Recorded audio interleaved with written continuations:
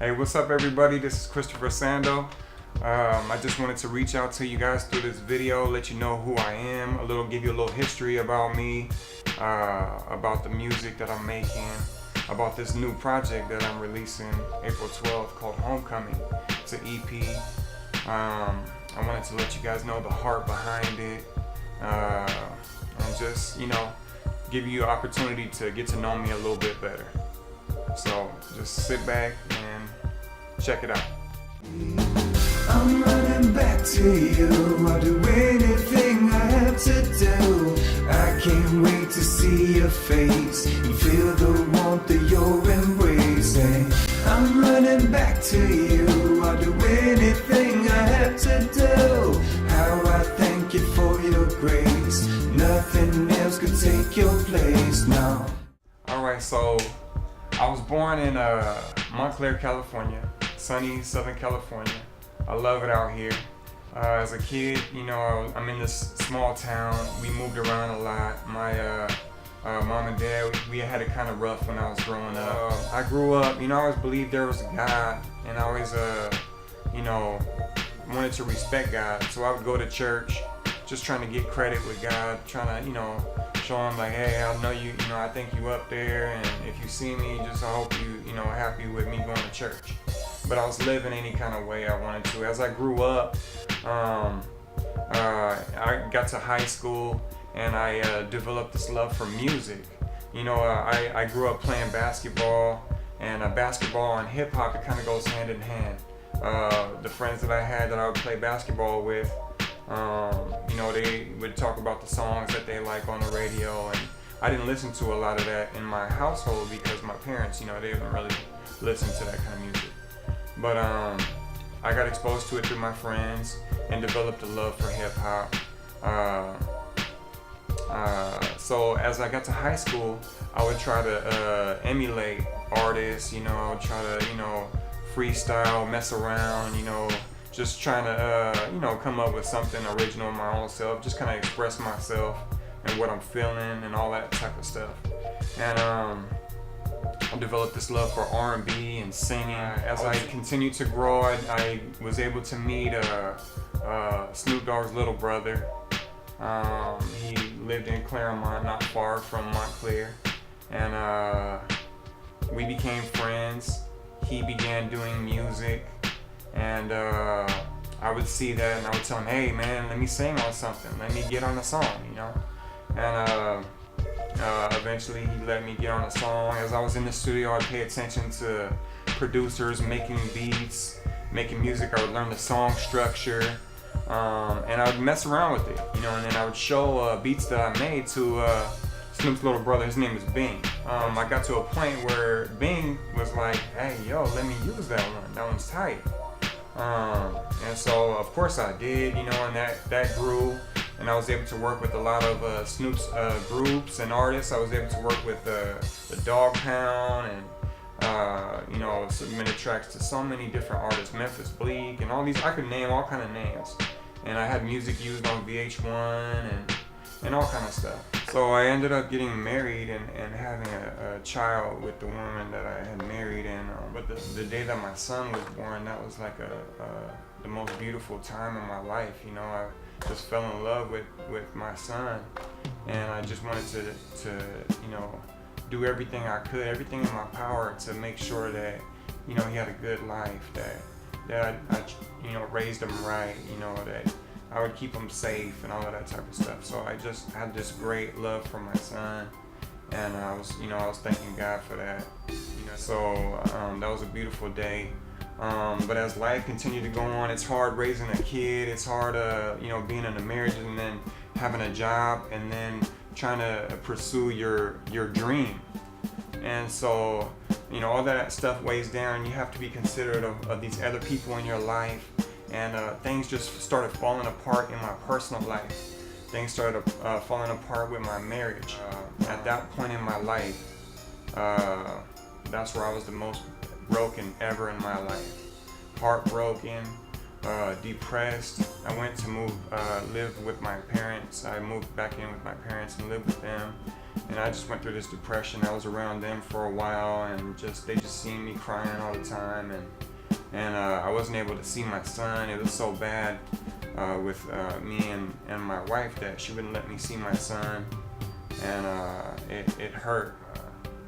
My wife didn't want me anymore, and it was just a really hard time for me. And I wanted to commit suicide. I was at my lowest point, and if it got any worse, I don't know. It was just as bad as it could get for me. So it's crazy how things happen, because my parents, they lived right next to this church.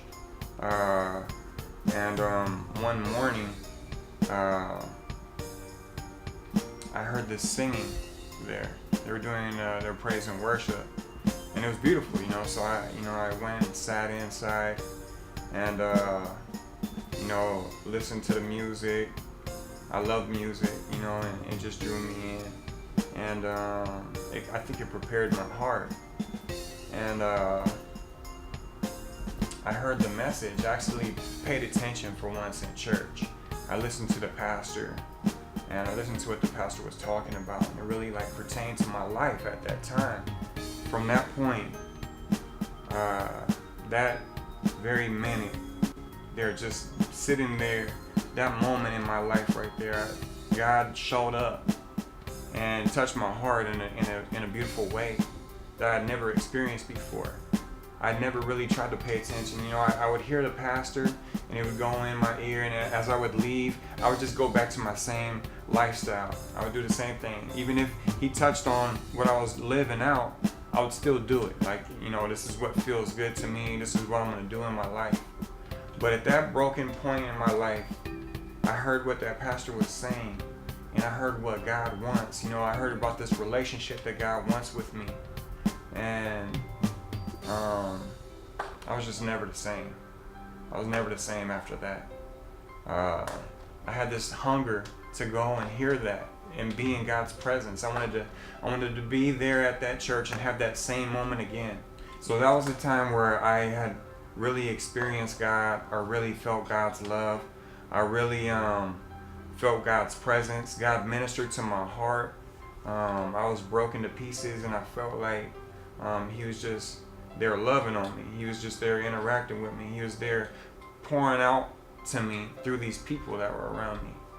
And so I would go to church. I had this hunger, this crazy desire to just go to church and to learn and to grow and to learn about this God, to get up there and sing to this God that I just met.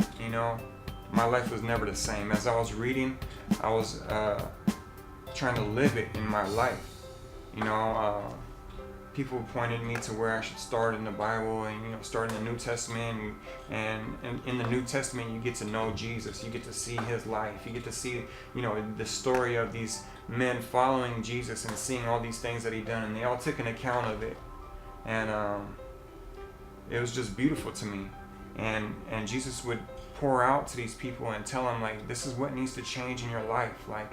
I love you, and I hate to see you killing yourself this way. I hate to see you suffering in this way. I hate to see you being a slave to this.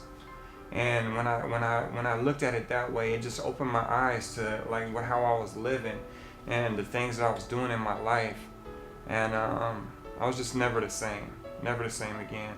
So coming from this point where my only desire is to get to know this God, and to grow and to keep learning and getting closer to God.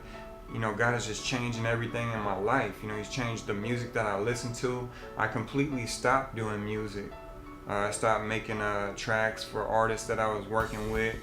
People was hitting me up and they didn't understand what I was going through, and I didn't really want to explain it to everybody.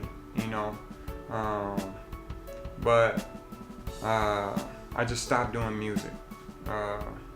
And my roots were getting deep. I was just soaking up this word, active at my church, doing praise and worship. And eventually, as I would grow and serve, and I was learning and I'm applying things in my life, and God's given me victory over old things I used to struggle with.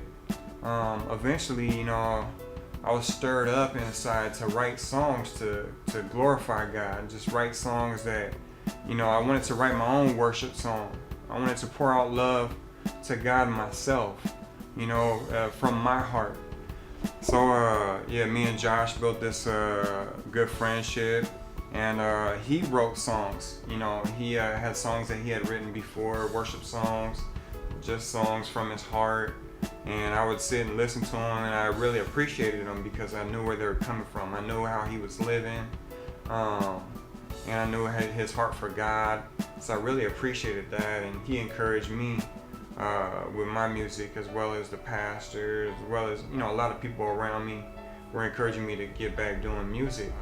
So I started to write songs. God would give me topics, things that I went through, things that I feel like people could relate to.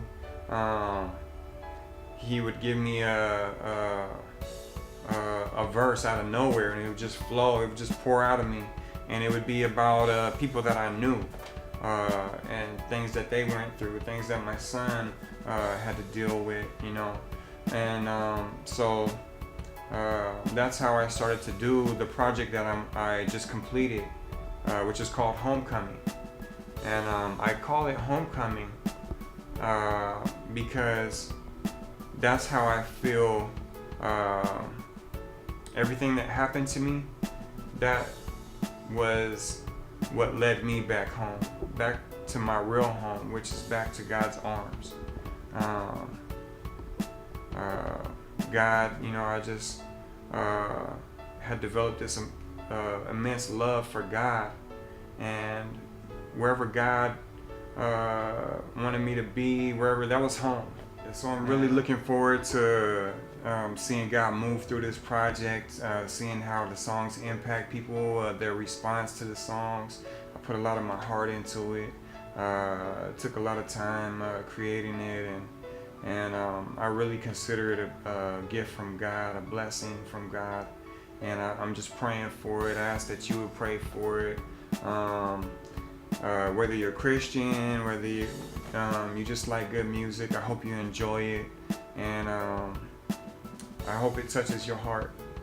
And yeah, so just thank you for taking your time, even listen to me. Thank you everyone for supporting, and God bless. I'm running back to you. I'll do anything I have to do. I can't wait to see your face and feel the warmth of your embracing.